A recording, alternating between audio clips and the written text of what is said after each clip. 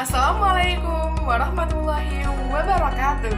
Selamat pagi, selamat siang, selamat sore, dan selamat malam anak-anak yang sedang belajar dan menonton video pembelajaran hari ini. Jumpa kembali dengan Ibu Sofi Andriani dalam mata pelajaran Bahasa Indonesia. Bagaimana kabarnya anak-anak? Apakah dalam keadaan sehat atau ada yang sudah sakit hari ini? Baik, Ibu selalu berharap dan Ibu selalu mendoakan bagi anak-anak yang sedang belajar online hari ini di rumah, semoga selalu diberikan kelancaran, kekuatan, serta diberikan kesehatan. Amin. Masih semangat kan mengikuti pembelajaran hari ini?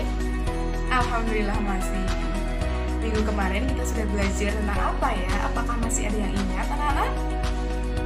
Ya, jika minggu kemarin kita sudah belajar tentang unsur-unsur pembangun puisi, hari ini kita akan belajar tentang apa ya? Baik, sebelum mengawali pembelajaran hari ini, alangkah lebih baiknya kita berdoa terlebih dahulu dengan mengucap basmalah bersama-sama.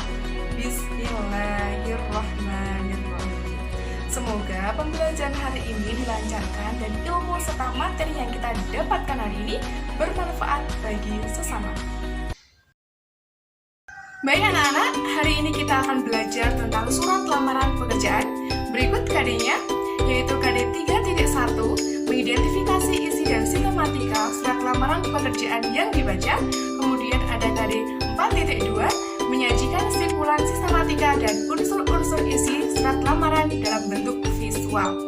Nah, sebelum Ibu melangkah lebih jauh lagi terkait dengan bagaimana sistematika dan isi dari surat lamaran pekerjaan, sebenarnya apa sih itu surat lamaran pekerjaan? Ada yang tahu anak-anak? Ya, betul sekali. Jadi, surat lamaran pekerjaan itu merupakan surat yang disusun atau dibuat oleh seseorang untuk melamar pekerjaan pada suatu instansi, lembaga, atau organisasi yang membutuhkan karyawan dalam bidang tertentu. Nah, pada umumnya, ketika melamar pekerjaan, seseorang itu harus menuliskan surat lamaran pekerjaan yang disertai dengan kurikulum vitae atau daftar riwayat hidup, resume, atau portofolio. Nah, selain itu, dalam surat lamaran pekerjaan itu harus mencantumkan kelebihan atau kemampuan yang dimiliki oleh pelamar pekerjaan yang sesuai atau relevan dengan posisi atau jabatan yang ditawarkan atau sesuai dengan kebutuhan perusahaan itu sendiri. Nah, berdasarkan penjelasan tadi, sekarang pertanyaan Ibu adalah seberapa penting sih kita harus menuliskan surat lamaran pekerjaan ketika kita akan melamar kerja? Mengapa membutuhkan surat lamaran pekerjaan? Ada yang tahu? Nah, ibaratkan saja seperti kapal yang berlayar.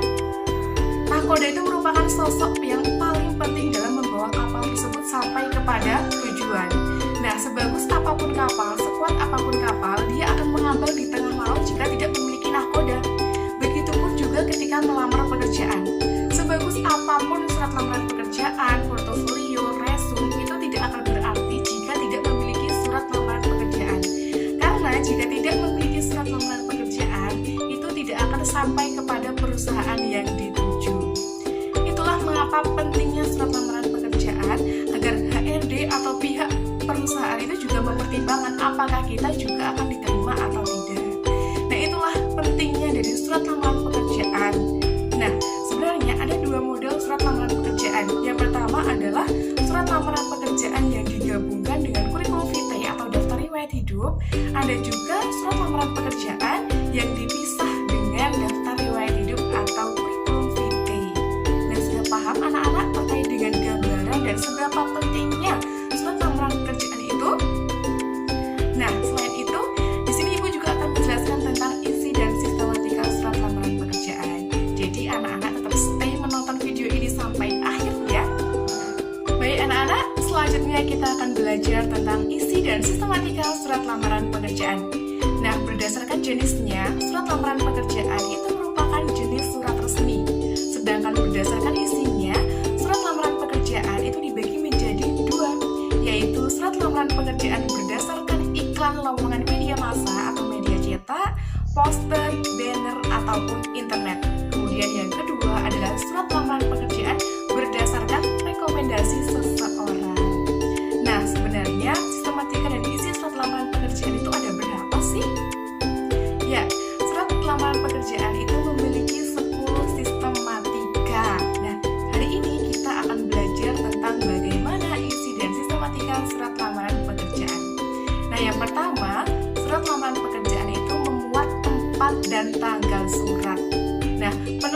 tempat dan tanggal surat itu harus lengkap, tidak boleh disingkat.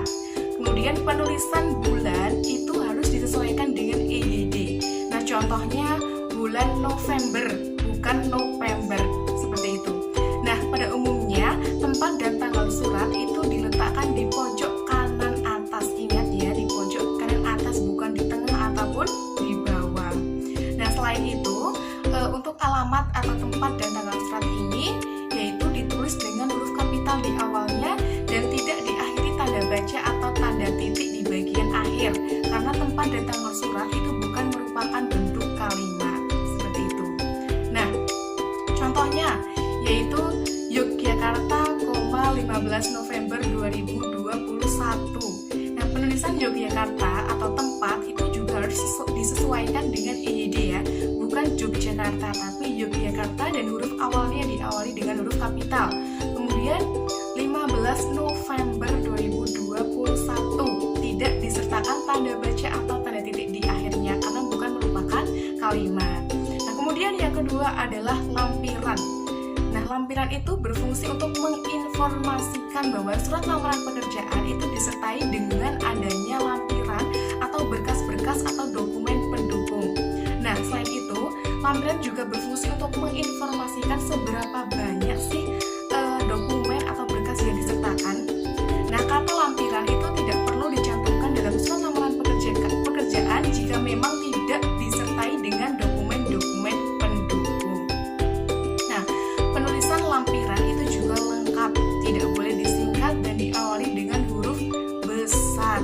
Setelah kata lampiran juga diikuti dengan tanda baca titik 2. Selain itu, isi dari surat lamaran pekerjaan dalam sistematika lampiran itu ditulis dengan huruf bukan angka dan tidak diakhiri dengan tanda baca. Contohnya, lampiran titik 2 6 lembar. Nah, kata lampiran L-nya itu besar, kemudian diikuti dengan tanda titik 2 dan penulisan 6 lembar itu tidak angka tapi huruf. Seperti itu ya, Nana. Kemudian sistematika yang ketiga itu adalah perihal atau hal. Nah, perihal atau hal itu berkaitan dengan perihal apa yang hendak disampaikan dalam surat lamaran pekerjaan. Contohnya, permohonan untuk mengajukan menjadi PNS atau staf HRD atau kepala bagian dan sebagainya. Nah, penulisan perihal ini sama dengan penulisan lampiran, yaitu diawali dengan apa? Diawali dengan huruf besar dan diikuti dengan titik 2 dan tidak diakhiri dengan tanda baca atau tanda titik karena bukan merupakan kalimat. Nah, contohnya perihal titik 2 surat lamaran pekerjaan permohonan menjadi HRD atau permohonan menjadi CPNS, seperti itu.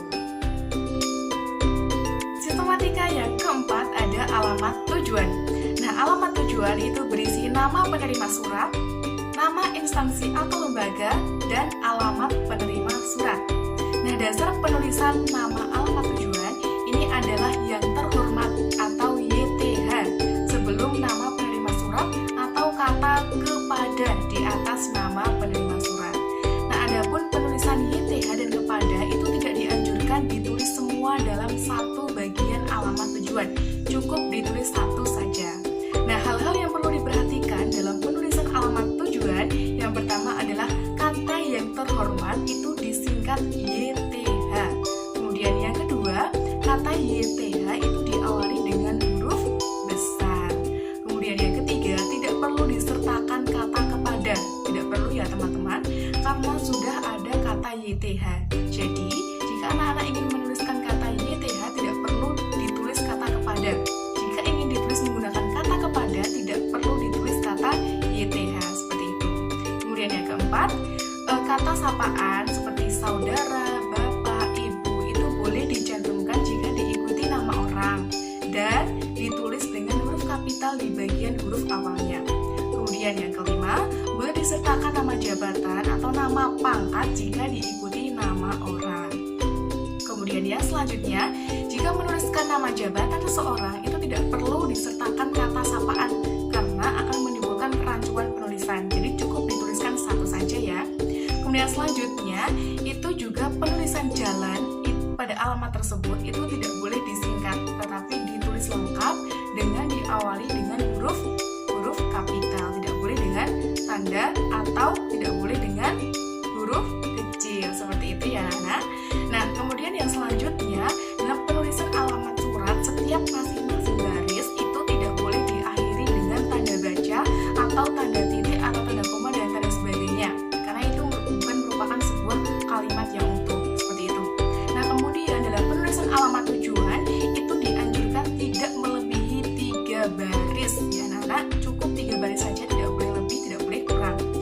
Contohnya, YTH.HRD PT Rocket Management, Jalan Solo, kilometer 12,5, Sleman, Yogyakarta. Nah, itu merupakan contoh bentuk dari alamat tujuan yang dituju. Ingat ya, beberapa hal yang perlu diperhatikan itu jangan sampai dihiraukan, harus diperhatikan dalam penulisan alamat surat tersebut. Nah, kemudian sistematika yang selanjutnya itu ada salam pembuka. Nah, pada umumnya salam pembuka itu diawali dengan hormat atau yang terhormat atau Assalamualaikum warahmatullahi wabarakatuh dan diikuti dengan tanda koma setelahnya. Nah, adapun hal-hal yang perlu diperhatikan dalam penulisan salam pembuka. Yang pertama, pada umumnya kata-kata yang sering digunakan dalam salam pembuka yang sudah Ibu jelaskan tadi yaitu ada dengan hormat, kemudian Assalamualaikum warahmatullahi wabarakatuh atau yang terhormat atau salam sejahtera. Kemudian yang kedua, salam pembuka ini diawali dengan huruf kapital dan diikuti dengan tanda koma. Nah, selain itu penulisan dalam salam pembuka ini juga menggunakan margin kiri dan tidak boleh menjorok ke dalam, seperti itu ya anak-anak. Contohnya dengan hormat, koma, seperti itu. Nah, kemudian sistematika yang selanjutnya itu adalah alinea pembuka. Alinea pembuka itu merupakan sebuah pembuka atau pengantar atau pernyataan umum sebelum memasuki isi dari surat lamaran pekerjaan tersebut. Dan alinea pembuka ini harus dibuka dengan pernyataan yang lugas, padat, dan tidak bertele-tele. Contohnya dalam alinea pembuka, berdasarkan iklan lowongan pekerjaan yang saya baca pada surat Kompas Media Cetak Jogja Istimewa pada tanggal 15 November 2021, perusahaan yang Ibu atau Bapak pimpin sedang membutuhkan karyawan pada posisi web design. Seperti itu ya, contoh dari alinea pembuka. Sistematika surat lamaran pekerjaan yang ketujuh ada isi surat. Nah, isi surat itu merupakan bagian inti yang mengemukakan tentang maksud dan tujuan serta menginformasikan tentang pandangan jati diri Anda. Nah, adapun syarat dari penulisan isi surat itu harus informatif, efektif, dan sistematis. Apa itu informatif, teman-teman? Ada yang tahu? Ya, betul sekali. Jadi, informatif artinya isi surat harus mudah dimengerti. Kemudian harus efektif, artinya isi surat itu harus terfokus, tidak bertele-tele dan dapat diterima oleh pihak perusahaan. Artinya surat lamaran pekerjaan itu harus ditulis singkat, padat, ringkas, mudah dimengerti, dan tidak mubazir kata atau tidak boros kata, seperti itu. Kemudian yang selanjutnya harus sistematis, itu artinya surat lamaran pekerjaan itu disusun harus sesuai urutan, yaitu mulai dari pembukaan, kemudian isi, dan yang terakhir penutup. Nah, adapun hal-hal yang perlu diperhatikan dalam penulisan isi surat, yang pertama harus mengemukakan identitas diri. Nah, identitas diri itu dapat berupa nama, tempat tanggal lahir, alamat, usia, kemudian pendidikan terakhir atau hal-hal lainnya yang dianggap perlu. Nah, penulisan setiap perincian dari identitas tersebut itu harus ditulis dengan menggunakan huruf kecil dan diikuti dengan tanda baca titik 2. Ingat ya, diawali dengan huruf kecil bukan huruf kapital. Sebagaimana contohnya sebagai berikut. Dengan ini saya cantumkan biodata singkat sebagai berikut. Nama titik 2, misalnya Muhammad Alek. Kemudian alamat titik 2, Mertoyudan, Magelang, Jawa Tengah, Indonesia, misalnya seperti itu. Kemudian tempat dan tanggal lahir titik 2. Kemudian misalnya 4 Oktober 2001. Kemudian emailnya titik 2 muhammadalex@gmail.com dan sebagainya. Nah, adapun perincian-perincian dari identitas tersebut itu diawali dengan huruf kecil ya teman-teman dan diikuti tanda titik 2. Nah, adapun setelah perincian tersebut, setelah akhir dari perincian tersebut tidak diikuti tanda titik. Jelas teman-teman? Ya, kemudian selain itu, selain isi dari surat lamaran pekerjaan mengemukakan tentang identitas, jangan lupa disertai dengan maksud dan tujuan mengapa surat itu ditulis. Ingat ya, mengapa alasan surat itu ditulis. Contohnya, dengan ini saya bermaksud untuk mengisi posisi sebagai web design. Itu adalah contoh dari maksud dan tujuan mengapa kamu menulis surat lamaran pekerjaan tersebut. Nah, Nah, selain memuat tentang identitas diri, maksud dan tujuan, kemudian yang ketiga harus menyatakan lampiran. Nah, biasanya dalam surat lamaran pekerjaan itu pasti ada beberapa persyaratan yang harus dipenuhi, yaitu contohnya lampiran-lampiran yang dibutuhkan oleh pihak perusahaan. Nah, tugas dari seorang pelamar kerja itu harus mampu untuk memenuhi lampiran-lampiran tersebut. Nah, contohnya dari lampiran tersebut, contohnya sebagai bahan pertimbangan berikut saya cantumkan lampiran sebagai berikut. Nah, yang pertama ada fotokopi ijazah yang telah dilegalisasi, titik koma. Kemudian ada fotokopi transkrip nilai yang telah dilegalisasi, titik koma. Kemudian fotokopi SKCK atau surat keterangan catatan kepolisian, titik koma. Dan yang terakhir adalah surat dari pengalaman kerja, titik. Nah, adapun penggunaan atau syarat dari penulisan lampiran ini yaitu setiap rinciannya diakhiri dengan tanda baca titik koma, dan di akhir dari baris rincian tersebut ditandai dengan huruf titik. Begitu ya teman-teman, apakah sudah jelas? Sistematika lamaran pekerjaan yang ke-8 itu ada penutup. Nah, dalam surat lamaran pekerjaan, isi penutup itu harus mencerminkan keantusiasan atau keseriusan seorang pelamar kerja terhadap perusahaan yang dituju.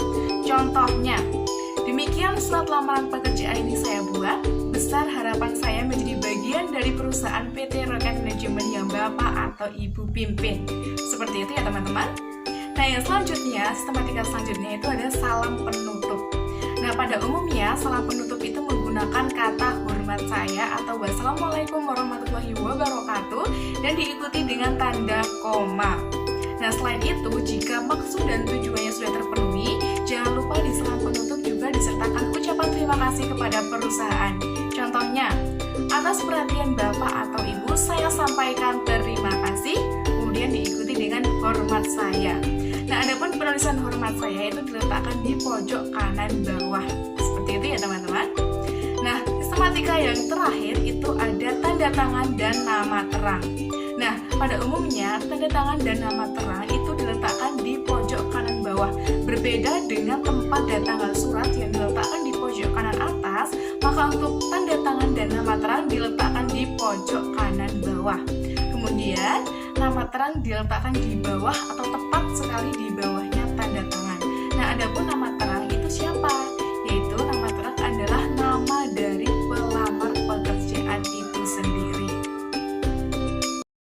Demikianlah pembelajaran hari ini yang dapat Ibu sampaikan. Hari ini kita sudah memperoleh materi tentang apa? Ya, hari ini kita sudah memperoleh materi tentang isi dan sistematika dari surat lamaran pekerjaan. Berdasarkan penjelasan materi yang sudah Ibu paparkan tadi, bahwa surat lamaran pekerjaan itu merupakan surat yang digunakan oleh seseorang untuk melamar pekerjaan pada instansi atau lembaga yang membutuhkan karyawan atau pimpinan tertentu. Nah, adapun sistematika dan isi dari surat lamaran pekerjaan itu mencakup 10 bagian. Yang pertama ada tempat dan tanggal surat, yang kedua ada lampiran, yang ketiga ada perihal, yang keempat ada alamat tujuan, yang kelima ada salam pembuka, yang keenam ada alinea pembuka, yang ketujuh ada isi surat, yang kedelapan ada salam penutup, yang kesembilan ada penutup, dan yang kesepuluh ada tanda tangan dan nama terang. Nah, selain itu, dalam menuliskan surat lamaran pekerjaan, perlu dicantumkan tentang kelebihan atau kemampuan yang kamu miliki berdasarkan posisi dari perusahaan yang ditawarkan. Nah, selain itu juga perlu dicantumkan dengan identitas diri, latar belakang pendidikan, pengalaman pekerjaan, boleh mencantumkan pengalaman organisasi selama kamu berada di bangku sekolah atau bangku kuliah.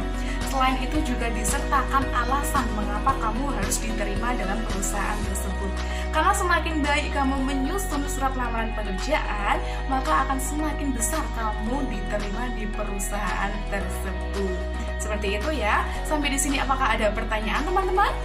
Jika ada pertanyaan silakan diajukan di WhatsApp grup atau boleh melalui kolom komentar. Ibu akan menjawab dengan sepenuh hati. Nah, selanjutnya tugas anak-anak di rumah adalah menyusun atau membuat surat lamaran pekerjaan berdasarkan isi dan sistematika yang sudah kita pelajari hari ini. Kerjakan dengan penuh semangat dan penuh sungguh-sungguh ya. Ibu tunggu tugas dari kalian. Nah, alhamdulillahirrahmanirrahim, pembelajaran hari ini sudah kita lalui bersama-sama dengan sangat lancar. Sebelum mengakhiri pembelajaran hari ini, alangkah lebih baiknya kita berdoa terlebih dahulu dengan mengucapkan basmalah bersama-sama. Bismillahirrahmanirrahim. Alhamdulillahirabbil alamin. Demikianlah pembelajaran hari ini. Terima kasih atas atensi anak-anak. Ibu akhiri. Wassalamualaikum.